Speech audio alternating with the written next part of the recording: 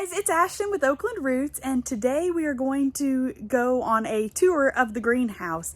We finally got our first load of plants in, so it is starting to fill up. You can see some of the stuff back behind me. We've got our cold hardy annuals, a couple perennials, and our cold hardy vegetables as well. So I will take you on that tour.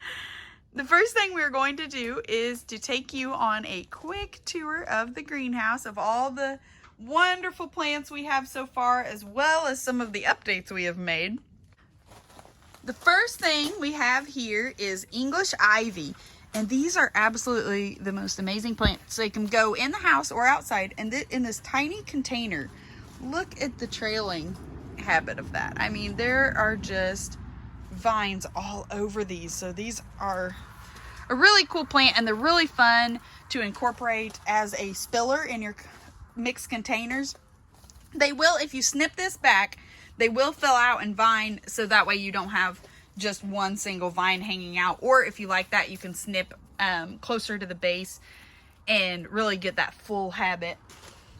Next, we have 4 packs of candy onions. We have 2 different varieties of broccoli.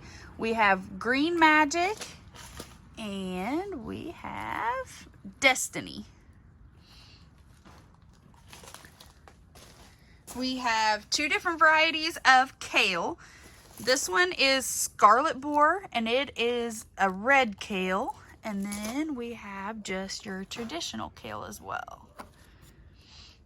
Some of these plants, you can tell, are a little younger than the others. So if you prefer a big lush plant, we have a little bit of both. Sometimes it's better to plant. Some people prefer to plant the really young seedlings before they have really established their roots, and that helps reduce the stress of transplanting. And then other people want the bigger, fuller seedling that is a little more mature and will withstand the weather a little better, and you'll get a harvest a lot quicker. Next, we have 3 varieties of cauliflower. We have cheddar, which is a yellow cauliflower. We have flame star, and we have amazing. And back behind, we have several different mixed 6-inch pots of houseplants, and these are so pretty. We've got a splash plant in there. I love the bright color on that one. And then this one has a baby rubber plant in the back, some ivy, a snake plant. Here we've got a snake plant, Dracaena, and an umbrella plant. Again, I love these little splash plants in here. And this one is just stock full of color and different textures. And then we have this one. Again, I love the variety of colors. You've got a splash of white, a splash of yellow, and then you've got a little height in the back. Makes for a wonderful mixed pot for a houseplant. And these will be really easy to just get, you'll flip it upside down, get it out of that container, and the roots will hold to get it into a different pot. Or you can take this pot and set it down in a basket or a pretty container that you have, and you don't even have to worry about planting it. Now we'll come down here, and we have 1 variety of Brussels sprouts. We have Long Island, and these plants are still pretty young, but they will grow really quick with this cold weather. Here we have 3 different types of cabbage. We have Copenhagen Market, red, and then we have Sweet Slaw. We have all different varieties and all different stages of lettuce. So anywhere from this little bitty Paris Island to 2 different sizes of Butter Crunch. We've got this really big, full lettuce that's honestly ready to harvest already. And then we've got a little smaller version of Butter Crunch. And then we have this huge Great Lakes lettuce. I mean, these leaves are already about the size of my hand. So with lettuce, all you do is pop these leaves off, and then the more you harvest it, the more it'll grow back. So these, just a few plants of this will give you a ton of lettuce. We have the ornamental kale and the ornamental cabbage. The kale is Nagoya mix, and these will get really big, and they are really pretty in a container with pansies and snapdragons. And there's pink, red, and white, I believe. You can tell, like, this one's going to be pink, and then this one's probably going to be the white center.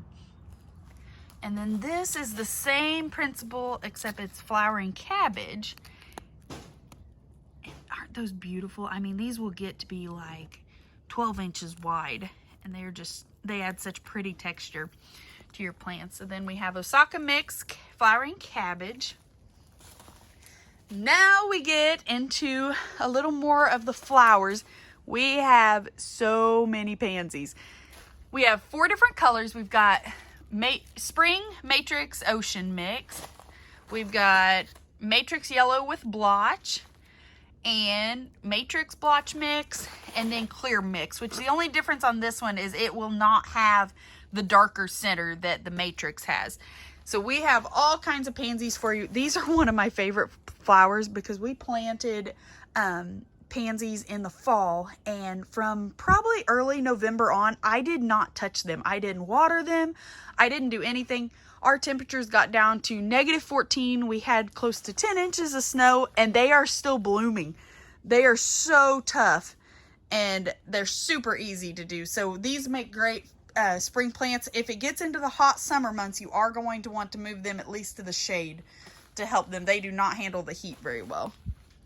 Now we have Violas. So these are actually perennials. They look like the pansies, but they are perennials. So if you stick these in the landscape, they will come back. And we've got this beautiful purple with the yellow center. And then we have this real soft pastel yellow with a dainty little purple stripe on the outside. And you'll see, like, some of these, as they mature, they actually get more purple around the edge. These are in 4-inch pots. The other pansies are in 3 packs, but these are in 4-inch individual pots. Then we have a couple of petunias. We've got a Dreams Pink and a Dreams Midnight. These are also hardy. They're very small right now, but if you stick these out, unless you get a really hard frost, they will do okay out in the cold. And then my favorite, we have the young Snapdragons we have Speedy Sonnet mix, and then Snapshot mix, and then we have all of these Snapshot mix, and these are absolutely beautiful right now. And again, these are cold tolerant, so you can stick these out right now.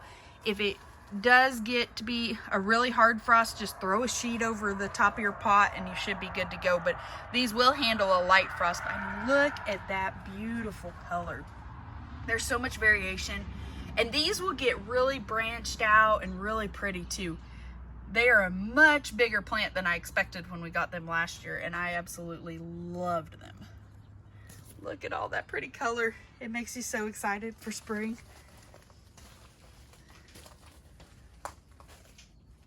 Now that I've given you a quick tour of the beautiful flowers and amazing vegetables that we will have this spring, I wanted to give you a quick tour of some of the updates we have done in the greenhouse.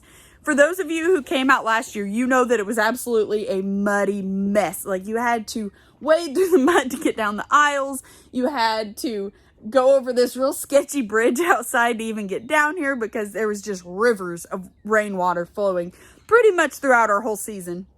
So we have really tried hard to fix that this year. We have put weed barrier down throughout the greenhouse and outside, and we made we extended our parking lot. That was another problem we had. Our customers were so amazing. We honestly did not expect to get as many as we did last year because we were new to this, and it was just totally new concept. And we had people parking in every area they could find over here on the property. That we had people parking across the road in my driveway, so we extended our parking lot, made it a lot more accessible.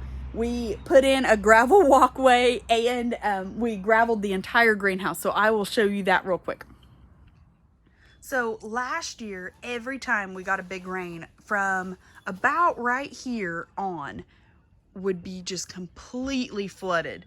And this year, we got our first big rain yesterday after we put this down, And look at this. There's no mud. There's no puddles. This is absolutely amazing. We are thrilled. We still have to finish the other half of the greenhouse because we ran out of weed barrier. But look at this. If it survived all that rain within 2 days, then I think it'll last, and I think we'll be good to go this year.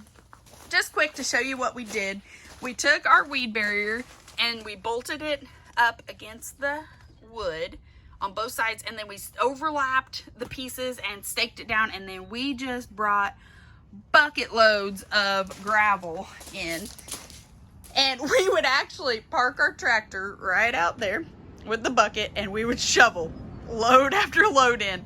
And it took us about 2 days. It went a lot quicker than we thought, but Mom and I were definitely a little sore afterwards. And then if you come outside, we have this entire gravel walkway done.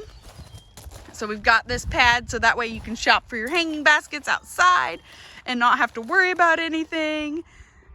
It is so good. And I mean, you can see how soggy it is on each side of the walkway. I mean, that was puddled up and running with water, and it still didn't wash out. So we are so excited. There's our old bridge. You can tell that that was a little sketchy to walk over. But now our walkway goes straight up through here. And then we have this huge parking lot. So I parked right here, but typically what you do is you pull in and face the trees, or pull in and face this way. That way it'll be really easy for everyone to get in and out. And this pile of gravel, we haven't finished the inside, and we need to extend the gravel back a little ways. So we're still waiting on our weed barrier to do that. But look at this, we are so excited. Real quick, the next thing we're going to do is announce what we are doing with this ground behind us. We finally decided to just till up this entire patch besides the greenhouse. We will end up moving that fence out to here. That way we still have the pasture behind, and we have a really good entrance into this area. So some of you might have seen our contest on Facebook and Instagram where we explained that we were doing 2 different gardens in this patch and that they will be incorporated into our business. And we were offering $10 if you could guess one right, and $15 if you could guess both right. So we did have a few lucky winners, and so today we are going to finally announce what we are going to do. So on one portion of it, we are going to do a pumpkin patch and an ornamental corn patch. So we've been looking up methods of interplanting the pumpkins with the corn, and we're going to try it out. It might work, it might not, but we figure with the ornamental corn, it's a field grain, so you don't have to get in there and harvest it when it's ripe. So that way you don't have to wade through the pumpkins. You can let it dry out on the stem, get your pumpkins out of there, and then go in and cut the stalks and get the pretty ornamental corn. So we are excited to have all different kinds of pumpkin varieties this fall to go along with your mums and your fall flowers that we are planning on doing. We're hoping to be open up a big fall shop this fall, but we will play it by ear on that. If you saw our seed unboxing video, you saw that we have a ton of pumpkin varieties ready to plant. The other half is something that is completely new to us, but I am beyond excited for. We are going to try our hand at doing a cut flower garden. So our goal with this is a couple different things, and let us know what you would prefer, because we are really wanting, this is kind of our trial year, so we're wanting to play with it, see what our customers would prefer, and see what's easiest for us as well. But with that, there's several different options. We are thinking about doing a cut your own flowers. So that way, like say every other Saturday, you could come out, walk the aisles, because there's nothing like walking through a cut flower garden, but walk those aisles and cut however many stems you want, and then there would just be a price per stem. We have also talked about us harvesting the stems and then having them in the shop that you can come make your own bouquet, but you don't have to go out and cut them. You would just have them ready to go there. And then the third option is for us to make bouquets. So let us know which of those options you would really prefer. And of course, we will be there for guidance every step of the way. And we are so excited. We've been doing so much research lately on what are the best methods and everything like that. And we've recently acquired several different flower garden tools. So again, we're super excited and we cannot wait to see this entire area just filled with pumpkins and corn and beautiful flowers. We can't wait to see you there. We will be having our spring open house on Saturday, March 20th from 9 a.m. to 1 p.m. Saturday will be a great chance to get all of those vegetables that love the cold, and also a good chance to let us know what you're looking for this spring. What would you like to see from us? What did you like last year? What would you like to see differently? And just a really good way to meet and greet, and we will have refreshments as well as our hearty annual. We are so excited to finally see all of our amazing customers and to get this greenhouse full of plants. As always, thanks for watching, and we will see you in the next one. Bye.